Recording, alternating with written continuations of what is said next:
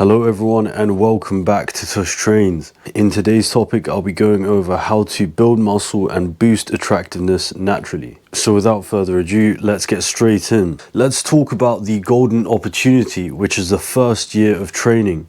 So if you're new to training, you basically have this thing called newbie gains. Newbie gains basically allows you to build so much more muscle and so much more strength within that first year if you do it properly. This is why many people lack, because in the first year they don't actually get a coach to train them, or they don't have the knowledge base surrounding it, so they don't know how to build that muscle initially. The newbie gains basically means that you can gain 20 to 30% of strength and 10 to 20 pounds of muscle potential. So this means you can maximize your muscle growth within the first year. You can maximize hypertrophy, you can maximize strength, as long as you do it consistently and you do it properly. So the focus you need to have within this golden opportunity is maximal progressive overload plus perfect recovery. If you do these two synergistically, you will have the maximal results. So you also need to find your training volume sweet spot. So this would be 15 to 25 sets per muscle per week. So you need to train your muscle, for instance, like 25 sets worth of bicep activities or something like that. Next, we need to go into the full body heavy training 3 times per week. I say 3 times per week because this is the easiest to manage. Most people, when they start the gym or they start heavy lifting or they start endurance, they find it very hard to stay consistent. And when you train 3 times per week, you can actually look forward to the days that you train rather than the days you don't. So during this 3 times per week training schedule, you'll need to focus on big lifts such as squat, deadlift, pull-ups, bench, rows and overhead presses, because these are all compound activities and they build the most amount of muscle because they use several muscles. You need to be going 80 to 85% of your 1 rep max. So test out what your 1 rep max is, and like say for instance my 1 rep max is 140 kilograms of bench press. So I would need to do 80 to 85% of that 1 rep max and do it to about 4 to 8 reps, because this is where you gain strength and hypertrophy. You need to focus on progressive overload, so this would be adding weight and reps weekly, but also you don't need to add too many reps. You need to stay within the ranges, like say for instance 10 to 12 or 4 to 6 or 4 to 8. So make sure you're training specific to your needs, such as hypertrophy or strength, and you'll be all right. You need to focus on form rather than ego lifting. So I see lots of people in the gym, what they do is they use their ego to lift weights and they compromise their form. This can lead to injuries. Like for me, for instance, I never used to think that I would be able to do heavy weights without compromising my form. But I was wrong. I was actually wrong, because I was way stronger than I thought I was, and I was able to do the form correctly as long as I just pushed myself to the maximum. There's a quote that I would like to share from Charles Poliquin, which is "Stimulate, don't annihilate." And this you can translate into every form of your lifting. The science is basically high mechanical tension plus moderate volume equals maximal muscle growth. Now just to note, recovery is king. I used to squander my recovery. I never used to take recovery very serious, and I used to so much so overtrain basically. Now you need to optimize your recovery, and the best way to do that is to have sleep. 8 to 9 hours specifically. This is because you have NREM deep sleep, and when this happens, your growth hormone gets a surge. So you need to make sure this happens every single day so that you can recover properly and lift weights the next day. A good procedure to go ahead with is the nap protocol. So if you want to have a nap, say for instance, when I do my Ironman training, I literally do brick sessions and then I come home and then I have a 90 minutes nap post-training. This is because it really does help, like it really helps with your recovery and you do feel good after that. I don't know what the science is behind that, but if you do want to know the science, you can go to Huberman Lab and that will show you. So if you're lifting and you think about ice baths, you don't actually want to have an immediate ice bath. This is because you have to wait 4 to 6 hours post lifting. And if you want to know the science behind this, you can check out Huberman Lab and Andy Galpin, and that should be able to tell you. The supplements that you want to have are collagen and vitamin C. So you want to have collagen and vitamin C half an hour to an hour before lifting, because this will help strengthen your ligaments and tendons. You can take creatine monohydrate, which is about 5 grams per day. I don't tend to take creatine monohydrate because I have lots of steak which has creatine inside. But if you do want to do that, you can take 5 grams of creatine per day. And what this does is basically increases ATP for lifts. So you'll be able to lift heavier, you'll be able to lift with more endurance. And ATP is basically adenosine triphosphate. So you do want to supplement with creatine if you're just starting out. You also want to take omega-3s, which are EPA and DHAs, and you can take 2 to 3 grams daily for anti-inflammation, and this is really good for your joints and your health overall. You can also take ashwagandha, which is really good. I think I've got the dosage here wrong, but you can take ashwagandha because it is an adaptogen and it really does help you. It increases tests, it lowers cortisol and boosts your strength. Now this brings me to the section eating for growth. So if you want to eat for growth, you're going to need to eat whole foods. And I always preach whole foods because it's one of the best things for you to actually do. Now the foundations are protein, carbs and fats. For proteins, you're going to need 1 gram per pound of body fat that you have, or you can convert that to kilograms if you live in the UK.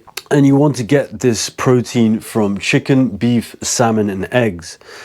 These are the main primary sources of protein that you need, and you have to make sure that they are grass-fed. You have to make sure that they are sustainably sourced and they are from a reputable source, because there are tons of additives out there and people compromise meat on a daily basis. They do it just in the name of profits, and that's not what you want. In terms of carbs, you will want to fuel your performance, so you'll do this by having potatoes, and you have to make sure the potatoes are cooked in something really nice, such as olive oil or coconut oil or butter or something like that. That's really healthy for you. So potatoes, sweet potatoes and fruits are really good sources of carbohydrates.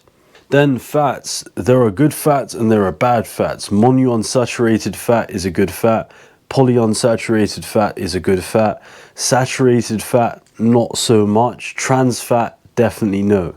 So you want to have fats in order to support your hormones, such as fats from avocado, fats from coconut oil, and fats from grass-fed butter. Now, I just want to give you a bonus tip here, which is zinc and magnesium. They really do seem to help. So zinc and magnesium is good for testosterone production, and magnesium can help you sleep. You want to be having electrolytes too, so consider sodium, potassium, magnesium, because this helps with your performance and recovery. Now, if you're worried about timing or you're fasting or something like that, if you're looking to actually gain muscle, you need to have 4 meals per day at 25 to 40 grams of protein.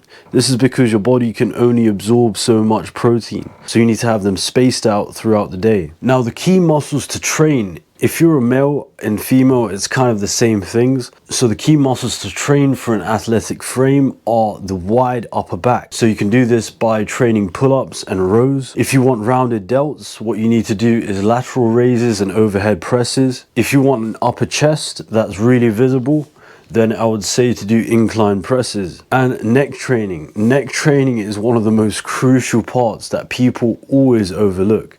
And if you're training with your neck in the gym, you get really bad attention. Like, people do look over to you and are like, what is this dude doing training his neck? But it's really good for your posture, so do consider it. You would want to do plate neck curls. So this would be a plate on the top of your head. You sit on a bench and you do neck ups like this with the plate on your head. That develops the muscles down here. I think it's the hyoid or the masseter muscles. But yeah, plate on your head and you do it forward. You can also get this brace that you put on and a chin strap, and then you can put a plate attached to a chain and you do neck ups like this. And this trains the back of your muscles right here. These are really good for keeping a straight posture.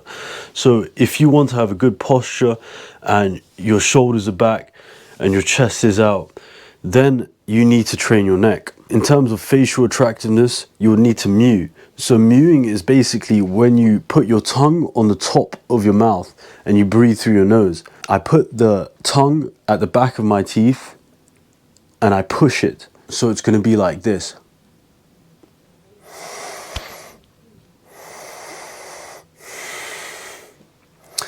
And what this does is it trains you to actually go about your daily life and improve your nasal breathing. And you're actually supposed to breathe through your nose.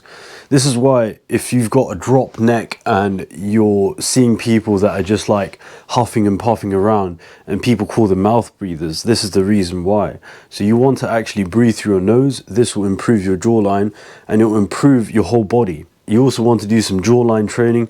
I'm not so keen on the jaw trainers because I've never actually tried them, but I have seen how they've worked, and to be honest, I'm not too sure about them. But if you do eat food and you eat food on a regular basis, you would want to chew like 25 times per each bite, and this would avoid needing to use a jaw trainer if you actually eat your food properly. So if you do want to train your jaw in other means, you can use mastic or phyleme gum.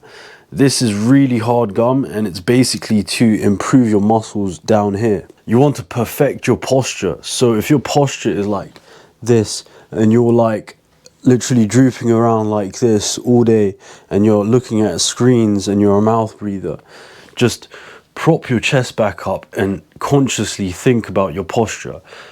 Put your head back like this and think about your posture. Think about correct breathing and think about your alignment of the spine. Always be conscious of it because it really does harm you. Since we look at screens every single day, your posture naturally gets like this and it becomes very hard for you to remove that. You start to get neck humps, you start to get cramps, tension, muscle knots and all sorts. So you want to completely avoid that and you want to actually consciously know about your posture. The posture therapy you can do is wall slides and face pulls. And if you want to actually get a back brace, that would be useful too. But I would say only to use this temporarily for about an hour a day. And this can help to literally put your shoulders back into place and help with your posture. If you want to consider your skin, hair, nails and glow factors, the best way to do that is, like I said, whole foods, because they equal clear skin. And you want to have no seed oils and no sugar. You don't want to have any of those things because they're really harmful to your health. In terms of hydration, you want to get 3 to 4 liters per day of water, and if it's filtered water, it's going to be really good for you, so try to get filtered water. If not, it's okay, it's not the end of the world. Sunlight, you need to get 10 to half an hour of sunlight every day, and the best way to get sunlight is in the morning, just when you wake up or just when the sun is rising. That's because it's less harmful to your retina. You can also have collagen. So collagen, I used to have 3 to 5 grams per day. And what this helps with is your skin elasticity, especially since you age. This will be a really good thing to supplement with. Now, in regard to hormone optimization hacks, what you can do is to, like I said, have morning sunlight. So you can have 10 to 20 minutes or even half an hour of morning sunlight, but make sure you have it in the morning. That's critical. You want to limit your screen time so that you don't have any blue light exposure. This would be literally creating a nightly routine. So don't look at your phone before you go to bed, and create a nice habitat for you to reside in whilst you sleep. Cold showers in the morning are really good. I used to hate this at first, but now I've grown accustomed to it. So cold showers actually boost norepinephrine. And what this does is it boosts your energy and your focus. And as soon as you get that rush of norepinephrine, you can go about your day and know what you're doing because you get more in tune with yourself. Now, if you're a man or you're a woman, I would say no porn whatsoever, because this just harms everything in your life. Like, you're thinking about the wrong things, your mind gets completely riddled with silly things, and it's just not good for you overall. You want to practice semen retention if you're a man. If you're a woman, just don't indulge in that kind of activity to begin with. And the same goes for social media. So limit your social media, because you see things on a daily basis that really do affect you. And you know, it's hard to not let that type of stuff affect you, but you have to actually develop a barrier to that and develop a system that you can put into place that will help you navigate those things. There are some natural testosterone boosters that you can consider, such as heavy lifting, enough calories, low stress, and good sleep. They're all very basic, but they're all very good. Now, if you want to develop a long-term mindset, which is critical to actually keeping to this, you would want to consider that consistency is greater than intensity.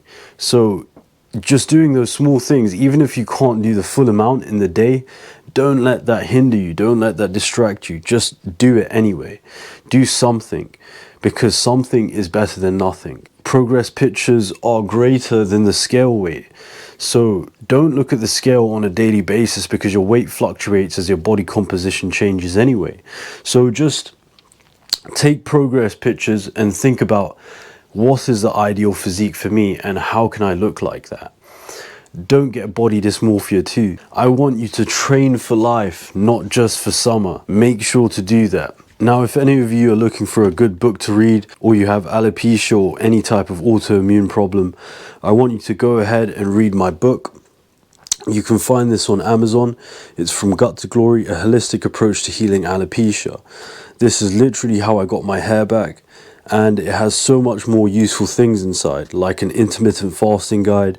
It has recipes that I use on a daily basis, and it basically tells you about healing as a whole. So if you're interested in that, please do have a look. That's all for today. Thank you for coming to my talk, and I'll see you on the next one.